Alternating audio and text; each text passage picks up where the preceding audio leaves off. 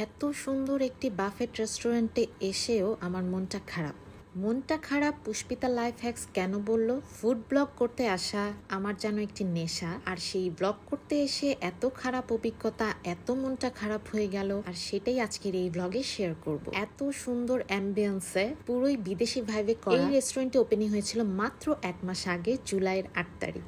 আর এই বাফেট রেস্টুরেন্টের grand opening হয়েছিল আমাদের সবার প্রিয় মেহজাবিনকে দিয়ে। আর একদম চাইনিজ ব্র্যান্ড এই বাফেট রেস্টুরেন্টটি আমিও পেয়ে গিয়েছিলাম একটি ইনভাইটেশন, বাট সেদিন মিরপুর থেকে এই উত্তরায় আসতে আমাদের জ্যামে প্রায় 2 ঘন্টায় রাস্তায় চলে যায়, যার জন্য আমার আসতে আসতে একদম রাত 9:30 হয়ে যায়, আর টোটালি আমার ব্লগিং টাইম একদমই পার হয়ে যায়। সো আমি আর ফুড ব্লগটি তেমন করে করতে পারিনি। ফুড ব্লগটি করার জন্য টোটালি আমাকে অ্যালাউ করা হয়নি, আর এটাই স্বাভাবিক, যেহেতু বাফেট তাদের 6:30 থেকে স্টার্ট হয়। সো অ্যাজ আ ব্লগার আমার উচিত ছিল ফার্স্ট আওয়ারে এসে তাদের বাফেটে বসে থাকা, যেহেতু অনেক বেশি লেট হয়ে গিয়েছিল। সো আমি ফুড ব্লগটি করতে পারিনি, বাট তারা আমাকে অনেক বেশি অনার করেছে। তারা বলেছে, ma'am please you can take a food, but food ব্লগটি জাস্ট না করার জন্য। সো আমিও জাস্ট ছোট ছোট করে আমাদের মোমেন্টগুলো তোমাদের সাথে শেয়ার করলাম, এবং তাদের অ্যাম্বিয়েন্স, সবকিছু, ডেকোরেশন, প্রচুর পরিমাণ সেলফি কর্নার, প্রচুর পরিমাণ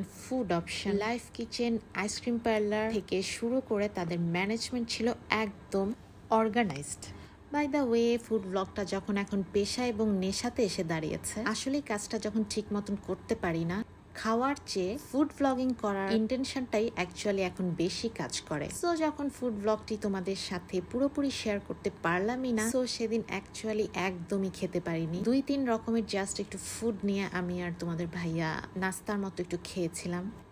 আর প্রচুর পিকচার ফ্রেন্ডলি এবং ফটো বুথ থাকাতে, আর জায়গায় জায়গায় এত সুন্দর ফ্লোরাল চাইনিজ স্টাইলে এই অ্যাম্বিয়েন্সগুলো তোমাকে এত সুন্দর একটি সময় দিবে যে আমি অ্যাকচুয়ালি ফুড ব্লগ করতে না পেরে তাদের ইন্টেরিয়রগুলো তোমাদের সামনে তুলে ধরছিলাম।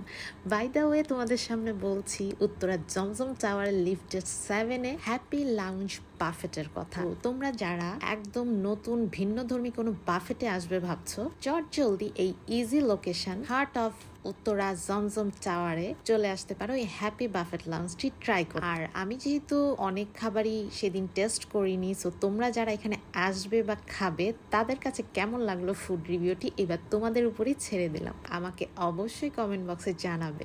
আর এখানে কিন্তু পার্টি বুকিং হয় এবং যে কোনো ধরনের গেট টুগেদার, দেখতে পাচ্ছ পুরো ওয়েল ডেকোরেটেড। সো তোমাদের এখানে সাজানো গোছানোর কোনো চিন্তাই করতে হবে না। যাই হোক, আমি এখানে বসে একটু টাইম স্পেন্ড করছিলাম, আর ছবিগুলো খুব সুন্দর আসছিল।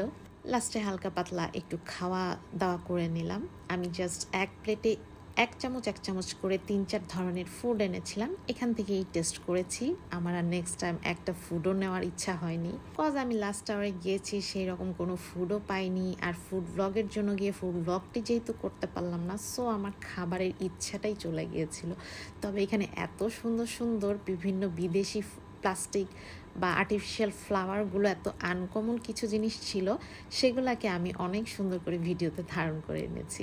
কিছু জিনিস খুবই অত্যাধুনিক ছিল, এখানে ঝাড়বাতি, জায়গায় জায়গায় লাইটিংয়ের কোনো অভাবই ছিল না, তবে একদমই ডিফারেন্ট স্টাইল ছিল। আর এখানে তোমরা আসলে দেখতে পারবে চাইনিজ অনেক গেস্ট আছে যারা খুব ওয়েল ম্যানার্ড এবং খুব পাংচুয়াল, যার জন্য তাদের বাফেটটি অ্যাকচুয়ালি 6:30টায় স্টার্ট হয় আর 10টার ভিতরেই ক্লোজ হয়ে যায়। তো সো তোমরা যারা আসবে তারা কিন্তু টাইম মেনটেন করে আসবে ফ্রেশ ফুড পাওয়ার জন্য। আর এখানে কিন্তু এখন অফার চলছে লাঞ্চ এবং ডিনারের উপর 10% ডিসকাউন্ট। লাঞ্চে আসলে তোমরা 980 টাকা করে বাফেট পেয়ে যাবে, আর ডিনারে আসলে 1080 টাকা করে পেয়ে যাবে।